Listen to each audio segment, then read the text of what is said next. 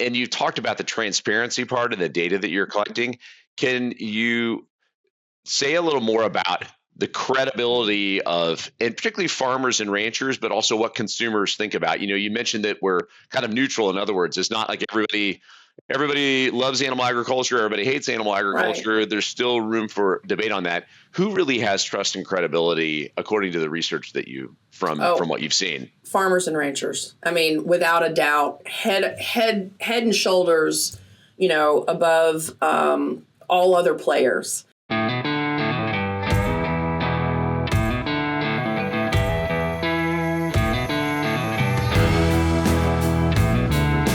Hello, everyone. I'm David Dayhoff, the Sustainability Director for DSM Firmenich Animal Nutrition North America, and this is our fourth sustainability episode on the Wisenetics family of podcasts.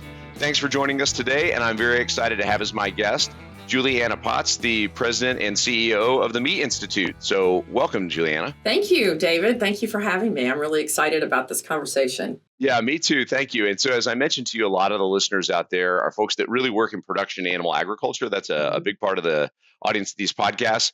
Some of them may be familiar with the Meat Institute and the work that you do, but some of them may not be. So, first, before we get started, why don't you tell me or tell the listeners a little bit more about your role and the Meat Institute itself? Well, I'd be happy to. It's a wonderful opportunity to be able to connect with so many folks that are outside of the association work that we do here at the Meat Institute, but are vitally important to the work that we do here at the Meat Institute. So our organization represents the packers and processors of every species of meat and poultry that people enjoy. So we sit in the middle of the supply chain. Our members both slaughter and they're further processors. So they, in fact, the majority by number of companies in our organization do not slaughter. They take the meat and they turn it into delicious sausages, bacon, and other products, that hot dogs and all kinds of things that people enjoy. We have about 330 member companies that are what we call general members. And the general membership is if you have a grant of inspection from the Food Safety Inspection Service at USDA, you qualify as a general member. And that's really important because, as we like to say, other than nuclear energy, we're the most regulated industry in the country. I don't know if that's a little bit of an embellishment, but it feels sometimes that it is. It'll ring true with this audience, so that's yes, good. Yeah. And so what we do at the Meat Institute for our general members is we provide the kind of education, resources, and advocacy to help them do better in their businesses. And primarily, I think going way back to the beginning of this organization, and it's been in existence in one fashion or another since 1906, bringing together a lot of other organizations under the same banner over the years. But it was to really keep food safe and to provide the kind of help and assistance to ensure that our food safety system in the meat and poultry industry was as sound as it can be. And I think we're really proud of that history. What we also have, and good segue from the food safety aspect, we have about 220 supplier members. So this is where DSM would sit. Folks in the industry who provide services to our members or to allied members who are in food service and retail and other organizations. And so we have those, I think, total probably close to 900 member companies and organizations in the Meat Institute along that sort of ecosystem of meat and poultry processing. It's a really, really great place to be. People, I think, look at what we do and sometimes with anti-animal agriculture stakeholders or people who want to change the way we do things on the farm. It feels a lot of times like we're kind of under attack and a bit beleaguered. And so from where I sit, it's such a positive outlook and such a positive place to be because people love our products and they really need and want to know that the way they are coming to them, the ethics of animal production, the environmental sustainability pieces, that those are all good and improving. And then they want to enjoy their bacon or their chicken nuggets, and so that's really this Thanksgiving's coming up, so it'll be their Thanksgiving turkey. Right, that's right. That's right, and we're for every species. We are for all the animals, sure. Because and we I think have a large number of multi-species production companies. So either people who are further processors and making, chicken, turkey, and pork sausages, or slaughtering all of those for fresh meat as well. I think we even have members that process buffalo. So so everything. And David, if you don't mind, one other thing I'll say about the Meat Institute that your listeners may not realize is we do kind of act as an umbrella a little bit for several organizations that either kind of sit with us in the office and have separate boards, but also are related in terms of their joint membership. So Meat Importers Council of America, the Leather and Hide Council of America, U.S. Poultry and Egg Roundtable is here for space, but synergies all over the place with the sustainability work that we're doing. We also have our Meat Foundation, which provides research, education, and scholarships for our industry. So lots of synergies and lots of organizations kind of housed and working together on behalf of the meat industry. Everyone knows vitamin D affects bone formation, immunity, and growth. What everyone doesn't know is research shows cattle don't get enough vitamin D. High D from DSM Firmenich optimizes health and growth with the more bioavailable form of vitamin D. And data shows high D fed heifers weighed over 8 pounds more at weaning. Don't let your cattle be vitamin deficient. Meet the growing needs of your herd year-round with High D. Learn more at dsm.com/HY-D.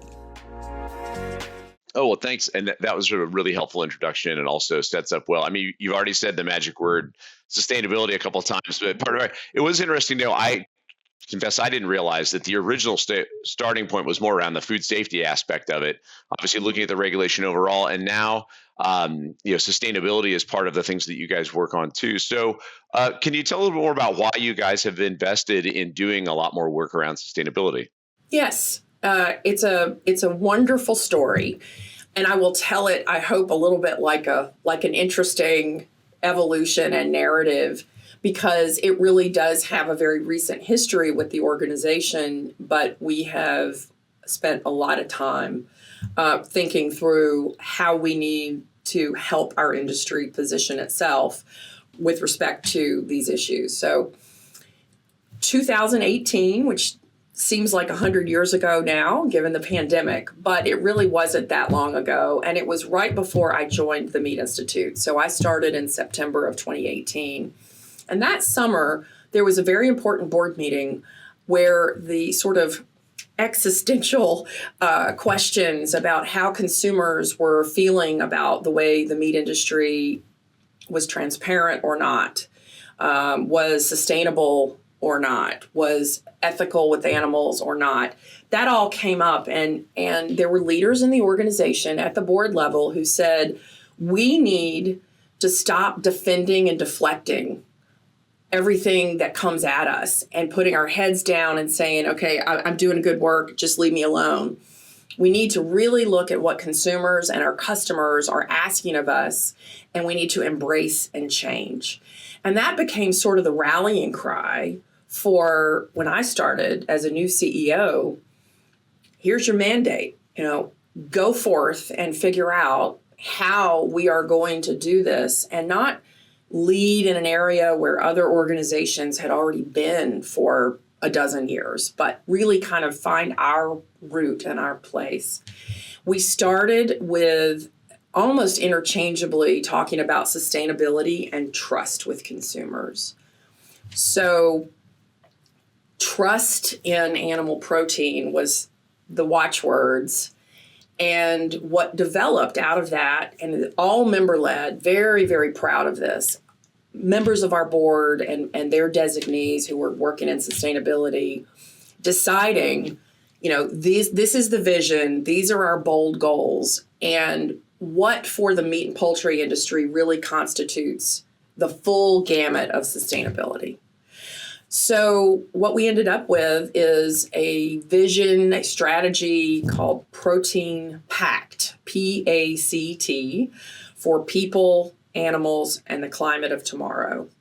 It has its own sort of branding, but it is not a separate organization. It is something that we created in conjunction with others in the industry and continue to build on the idea that it is an animal protein trust building initiative that goes beyond the meat processors. So I'll talk a little bit more about that. But it is about 4 or 5 years old in its infancy in terms of the kind of work, long-term work that we need to do to ensure that we are improving. But I'll say it one more time. Protein Pact, it's a framework for continuous improvement in the industry to earn consumer trust. That's about as few words as I've ever been able to kind of explain what it is. Well, hey, we're on a podcast, so it's good to get the words in there. So speaking of which, and I think that's one of the reasons that I was interested in talking to you in particular, is this consumer part that is built into what you're doing. So, I get a lot of times questions from people that I meet in the course of my work or in the industry overall that boil down to one way or another being all this stuff about sustainability efforts and welfare and things like. Is this just corporate PR fluff of some sort? Why? Do consumers really care about this? And I know you all have been doing some research related to consumers. So can you talk a little bit more about some of the research you've done and address more of that question about not just do consumers care, yes or no, but how and why? Yeah, absolutely. I will start to answer that question with kind of I mentioned sort of the comprehensive way that we look at it. So sustainability for us, and I'm getting to the consumer part, because it's the consumers who care about these issues kind of in tandem. Certainly food safety is part of it. Animal welfare, you already mentioned. Environment, of course, which has largely become, the climate conversation. Nutrition and health, a big issue for consumers when they make choices in the grocery store or at restaurants. And then workers, so human rights and labor. So all 5 of those are focus areas where we have conducted research with consumers that we, started a baseline several years ago. And it's about perceptions, when we're talking about moving the trust needle. It's how are consumers reacting to many of these concerns. And what we have found is it's pretty neutral. In other words, there's room for us in each of these areas to get on the consumer's radar that producers, certainly who already have a great deal of trust, and processors and everyone in the chain is doing a good job. So I'll use some numbers, but some very small numbers. In each of the 5 areas, our research firm, on a scale of 1 to 5, in each of those 5 areas, we fall somewhere between a 3.4 and a 3.7. Okay. Right? Which is not awful. It's not like, it's not like you were reading in Civil Eats or the New York Times all the time about how terrible meat is for you and how bad the people are. it really is pretty neutral. And so what we have asked our research firm to help us with is tell us what it would take to get to what it would do for the industry to get to a 4 out of 5. Mm-hmm. And they calculated for us as an industry $17 billion a year in greater, sales volume if we can improve the trust to a 4 out of 5. Where we sit now is impacted greatly by whatever's in the news. Mm-hmm. So that is one of the areas where we're doing some work, is just trying to figure out how we break out of that up and down with the news cycle, depending on what we're doing. And that just requires more focused communications efforts, which we do in conjunction with the research that we do. But to answer your question, we also have every spring we introduce a retail survey called the Power of Meat. Okay. And that Power of Meat survey discloses every year that what people say and what they actually buy can sometimes be very, very different. And that still, with meat and poultry products, sustainability falls much farther down the list than taste, mm-hmm. and in this era of hyperinflation, price.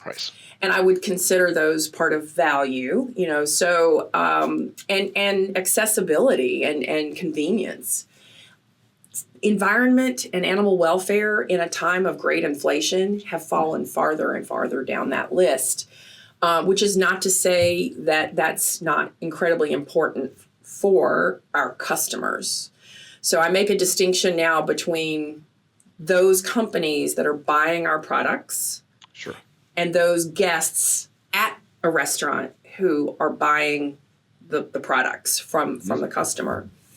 Our customers are consistent in saying, we need to know what your plans are for reducing emissions, for maintaining a good animal welfare culture, and we want to see the data. We want to know that it is either reported accurately and third-party verified, and that you have made a commitment to doing better each year. And that's where Protein Pact really comes in. We began, this was our 4th year to collect data from our members, and in 100 different metrics, which sounds awful.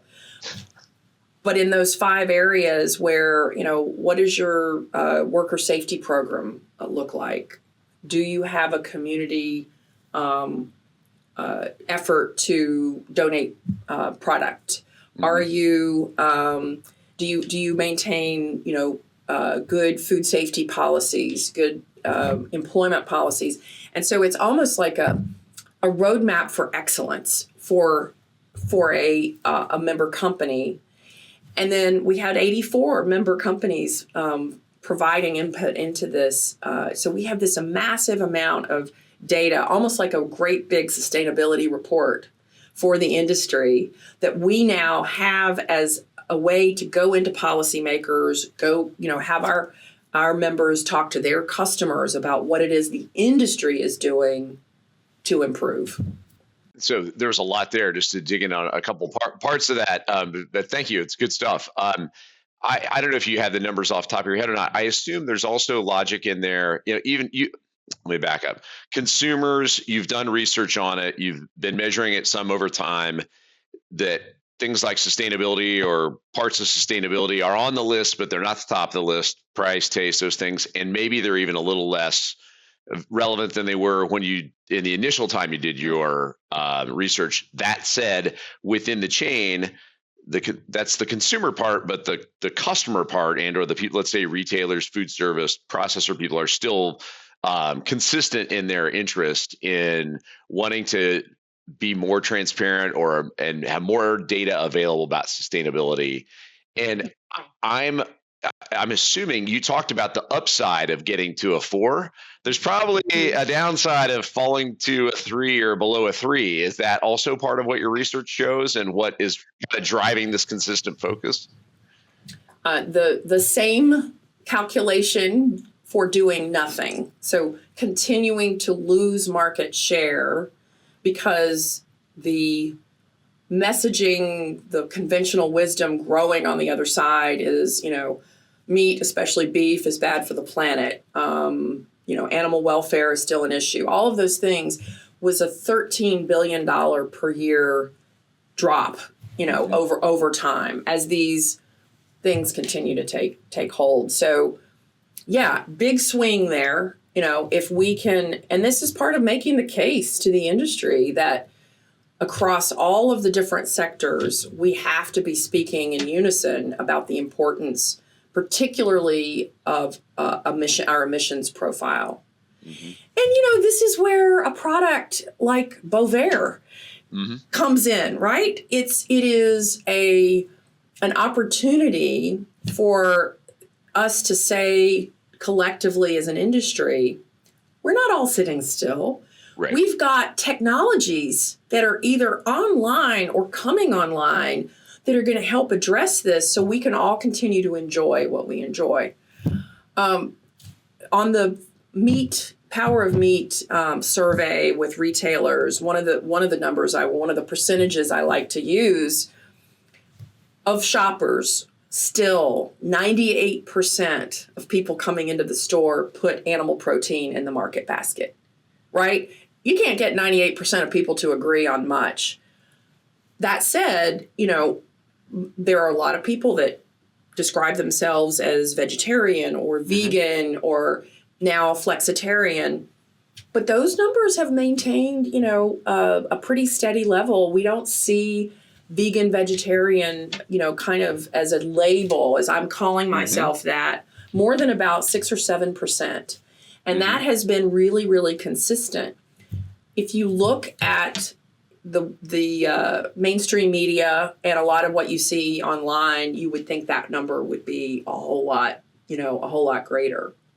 So part of what we're trying to do with Protein Pact is take that wonderful data to provide credibility to what we're saying, and collectively with the pork producers and the cattlemen and the poultry producers and poultry companies, with our animal health partners, with soy and corn and our export group, and collectively go in to maybe some unfriendly territory. Let me mention one recent one was Climate Week. And so one of my colleagues spared me the opportunity to go and sit on a panel in front of an audience of people that believe, the animal agriculture industry is killing the planet, and really making the case for why animal agriculture is part of the solution. And it is our partners and suppliers in the animal health industry and feed that are creating these ways for us to reduce our emissions, starting with the animal itself. I think within this notion of, and I've seen some of the data too about, what's the percentage of people that actually are going to continue, both households that have meat, the people that will still consume meat. And I sometimes find myself making the argument that, setting aside any of the debate on the specific impacts of the different proteins are part of the supply chain, people are going to eat meat, and they still are going to, for whether you like it or not, they're going to. And that we ought to focus on the kinds of benefits that I think the industry is aware need to be made. Like you said, not sitting still, not head in the stand that, there's nothing to see here, there's no problem here, but that we do need to, there are in fact ways to improve the environmental and other forms of sustainability impact of animal proteins, and that the whole planet's going to get as much of an ROI, if not more, on helping that happen, as opposed to trying to make people vegan. I'm exaggerating a little bit. I mean, some people have that message. A lot of people don't, And so I think that there is that kind of message that is inherent in, I think, what you're saying, that the animal protein industry is trying to make progress. And you talked about the transparency part of the data that you're collecting. Can you say a little more about the credibility of, and particularly farmers and ranchers, but also what consumers think about? You mentioned that we're kind of neutral. In other words, it's not like everybody loves animal agriculture, everybody hates animal agriculture. Right. There's still room for debate on that. Who really has trust and credibility according to the research that from what you've seen? Farmers and ranchers. I mean, without a doubt, head and shoulders, above all other players. Restaurants continue to have a great deal of credibility, and grocery stores as well. Although in an inflationary environment, we've seen those numbers, come down a little bit.